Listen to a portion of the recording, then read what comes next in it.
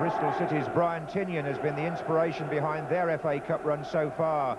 The midfield player with the velvet left foot scored the winning goal at Anfield in the third round replay and the City goal against Charlton in the 1-1 draw 11 days ago. And up against him in midfield tonight is Charlton's Darren Pitcher, whose winning goal put out Blackburn at Ewood Park in the last round and brought him to the attention of a few Premiership clubs. But the Charlton management team hope to be buying, not selling, as a result of the club's recent share issue. They're forced to make a change in goal where John Vaughan replaces the injured Mike Salmon, but top scorer Carl Leaburn is fit to return up front. Bristol City start with the team that finished the first match at Ashton Gate, which had an unsavoury edge to it. Feelings ran high between players and supporters, and tonight we have a different referee. Vic Callow of Solihull has replaced Keith Hackett, who's unavailable.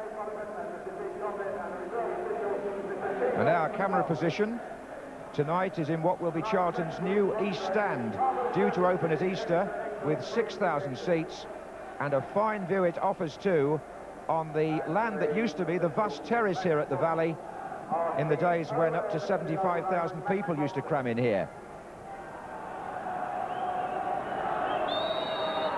Bristol City in their change strip of purple and green. If they win tonight, they'll be in the 6th round for the first time in 20 years. But if Charlton in red come through, they'll be in the quarter-final for the first time since they won the Cup back in 1947. And here's a well-known Charlton face, Derek Ufton, formerly a centre-half here and an England international and a Kent county cricketer of great repute in days gone by, now a director here.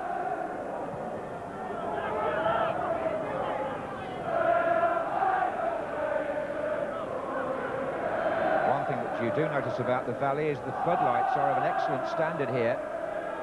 It's virtually like watching a match in daylight. Here's Leaburn hoping to find some daylight in the Bristol defence. Perhaps Nelson can. Oh, and Leaburn has. And there's the first real chance. And it fell to the top scorer, Carl Leaburn. And he has something to reflect on there. Bristol were made to look uncomfortable first by Nelson here. Leaburn found space, but he couldn't find the corner. And strong running by Gary Nelson. Grant holding off the defender for Leaburn to shoot.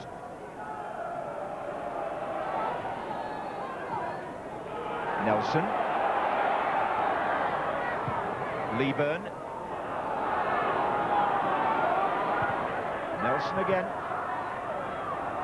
Minto.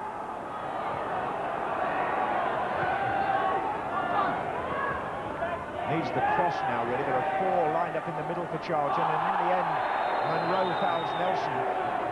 And so a free kick will service the players in the centre, or it should do.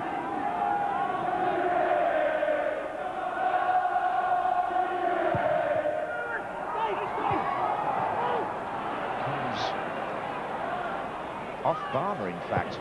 Back in. And Grant's arriving there, and there's a chance. Scrambled away. Leaburn got closest in the end. And Bristol were just rocking a bit. Grant and Leaburn are finding some useful positions. Corner kick.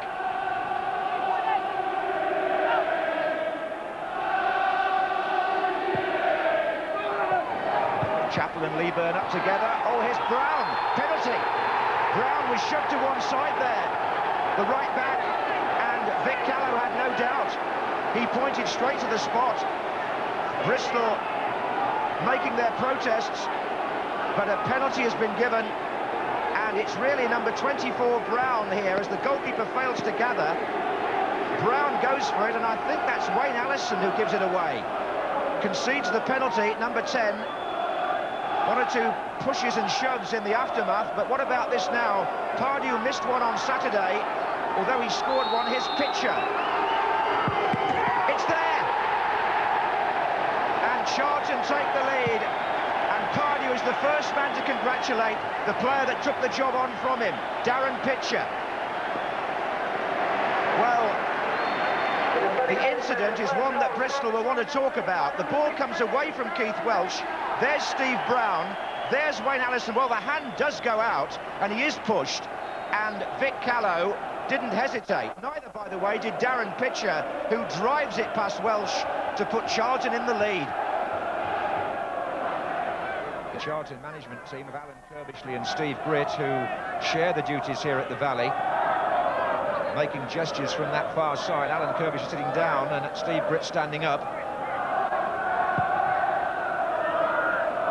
They'll be pleased with that first half lead, but they'll want them to hold it now for the next 2 or 3 minutes, and they might increase it here. Robson got in, and there's trouble for Bristol, and Robson skipped round everybody except the last man. It was Shail. Brilliant tackle, in fact, but it's still not away. Robson again. Now Nelson. Well, Shail was the man that stopped the former West Ham player from tiptoeing through. It was a good tackle by the Bristol captain, because it almost certainly prevented his team from going 2-0 down. Mark Robson is jinking past everybody here. But look at that. Well, I have to say, since they scored, Charlton have been good value for this lead. We're in stoppage time at the end of the first half. It's a good run by Nelson, but Shail, who on this first 45 minutes has been Bristol's best player, has found Robinson. Allison's in the middle. Robinson shoots, and John Vaughan blocks the angle. Chapple's mistake, and possibly Bristol's best chance of the half, coming in injury time, and here Chapple slips up there and Robinson is in. The angle isn't great, but what there is of it, the goalkeeper shuts down.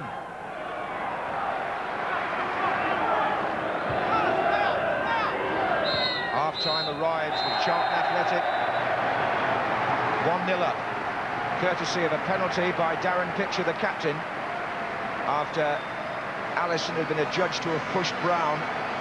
That was on 35 minutes, and it's the home fans who are happy at half-time. Leroy Rosenior, who is now player-coach at Bristol City, is on at the start of the second half, and he's going to have to play in the back four because Mark Shail, the captain and stalwart defender, has had a recurrence, I would imagine, of his hamstring strain. So Charlton get the second half started with a great opportunity here to progress to the 6th round, and with the Bristol mainstay off the pitch, their task looks increasingly difficult.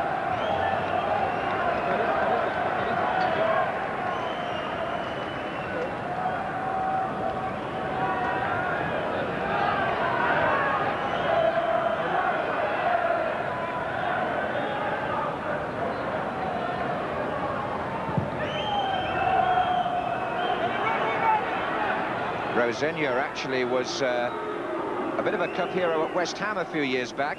Remember him scoring at Highbury in a replay, which the Hammers won.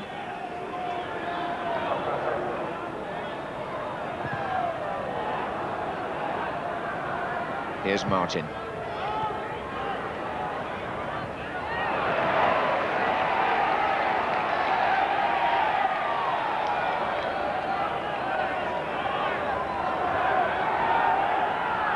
Tinnion. Oof. Well struck. And well dealt with too by John Vaughan. Brian Tinnion on his favoured side here. Vaughan down well at the near post. Pardew. Bryant. And a foul by Robson on Scott.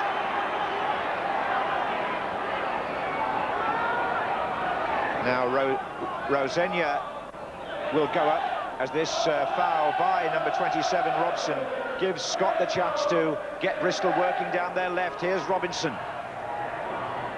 It's a good turn. It's also quite a good tackle. It's Scott now. Martin. Scott again. Bent. Oh, and Allison threw himself in, but the ball came behind Minto as John Vaughan's view, there's Bent first in, there's Minto, and Allison was a couple of yards off it. It's a corner though. Bryant is in there, so is Rosenior. Good header out, back in by Robinson. Now then, on the break, Robson has got yards in front of him. But it was covered by Bent. Here's Grant. Good turn by Kim Grant. Robson outside him. Pardew makes his way into the middle.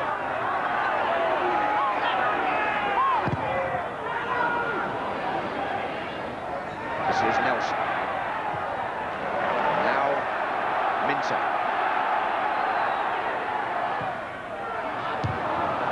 Way by Scott.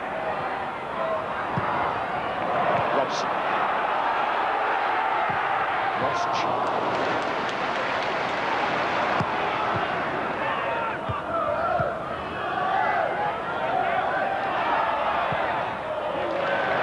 This is Brown.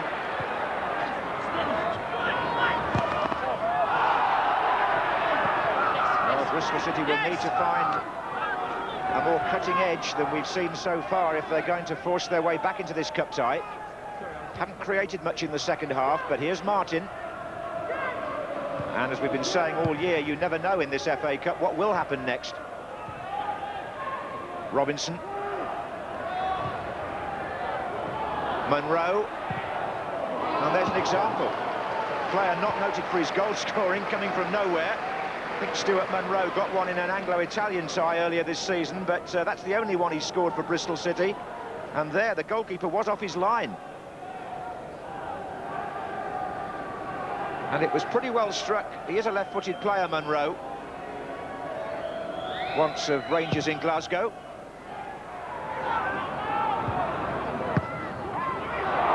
Oh, look at Welch here. Coming to meet Grant.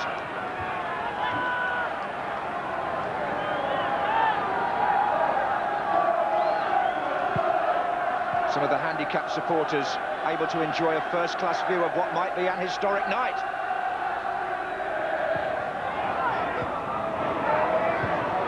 Pitcher.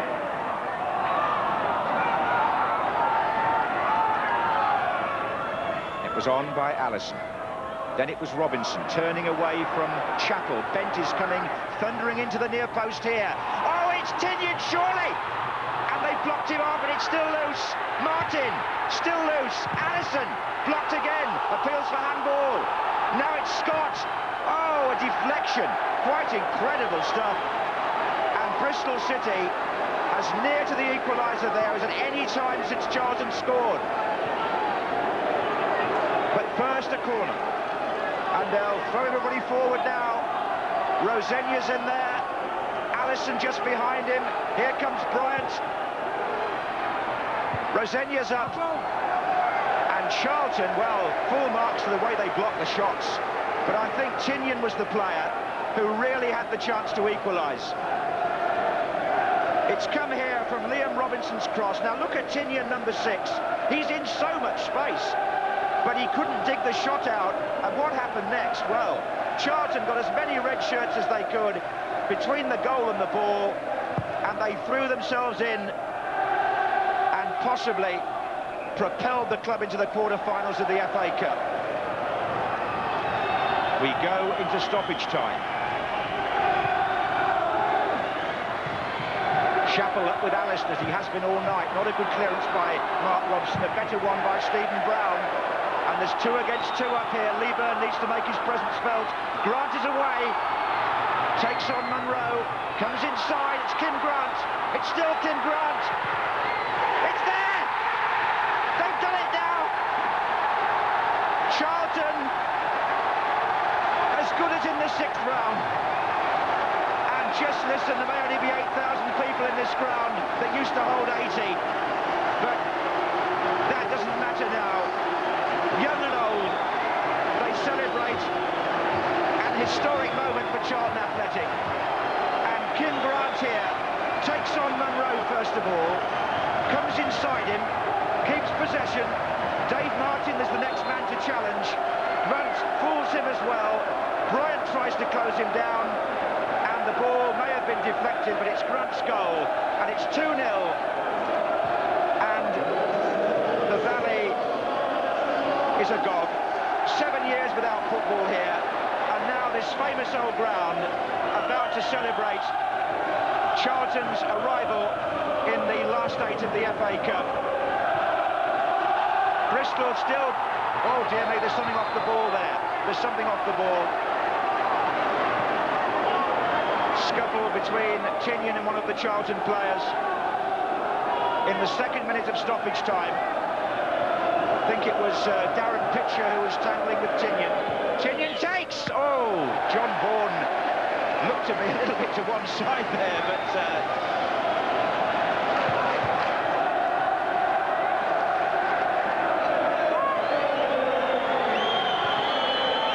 and Charlton Athletic make modern history. They are through to the quarter-finals of the FA Cup for the first time since 1947, the year that they won the FA Cup. But Bristol City, the conquerors of Liverpool, go out, and really, I think they'll admit, didn't do themselves justice in this replay, which ended Charlton Athletic 2, Bristol City 0. We got the first goal, which I thought was going to be vital tonight. Two closely fought teams, I think. You know, we're both well suited for each other, and I thought the first goal was vital. We got it, we held on, and Nick won near the end, so we're delighted. And you weren't really in any great difficulties at the back, Steve? No, they performed like that practically all season. You know, to be fair, the whole side's defended well all season, but particularly towards the end when it was getting a little bit hectic, they held the shape well. They stuck together, and another clean sheet for us, which is very pleasing. Now, it's the year of the upset, the year of the underdog, and you couldn't go anywhere better than Old Trafford to continue that tradition in the FA Cup. Manchester United away. Yeah, I mean, it's a great chance for us. You know, we can go up there. We can hopefully have a good day, and I think, as you've seen tonight, if we can perform as we know we can on the day, we may cause them a few problems. Can you be the team to beat them, Alan? Well, I mean, I said in the programme tonight that ourselves have drawn Blackburn away, now Man United away, and Bristol City have had Liverpool away. If one of us was going to get to Wembley, we're certainly doing it the hard way. When the draw came out, I think it put us all down to earth, but now we've got through, I think that we're going to look forward to it next week. The Torval and Dean of football management there. They've certainly got them playing well, haven't they? Decent side, another good performance. I like them. I mean, they're very solid in defence. They've only lost 1 goal in this cup run so far. I like Leaburn up front. He doesn't score many goals, but he's a real handful. I saw him at Blackburn, the replay up there, and I thought he was terrific. Holds the ball up well too. Yeah, and just the mere physical presence causes defenders problems all along the line. Now, Bristol City, did they have cause for complaint with that penalty, did you think? I didn't think so. I thought Vic Callow got this right. It's a Robson corner. I think the goalkeeper comes a long way. I don't think he needs to come there. He comes and drops it, and I think that Allison, it's a foul. Yeah, I think he pushes him. Of a push to me. I think he pushes him. I think from this angle, we'll see that the right arm comes out, Allison, and I think he pushes Bryant. I think what you've got there is a centre forward in his own box with a striker's tackle. Yeah. Well, you're an expert in that particular position back there anyway. But now, what about the match at United? You know, you can't tip anybody to beat United at the moment, but perhaps that'll take the pressure off. Perhaps they can go there and... Nothing to lose. They can go there and enjoy themselves. I think they'll confuse Manchester United with their squad numbers. They're confusing everybody else, certainly. They've got a centre-back #1. Yeah. So, as I say, they can go there and enjoy the day. It's a great day out for them. We thought they numbered them on alphabetical order at one stage, but that went wrong for us as well. We can't figure it out at all. Nobody's worked it out yet. No, but they'll tell.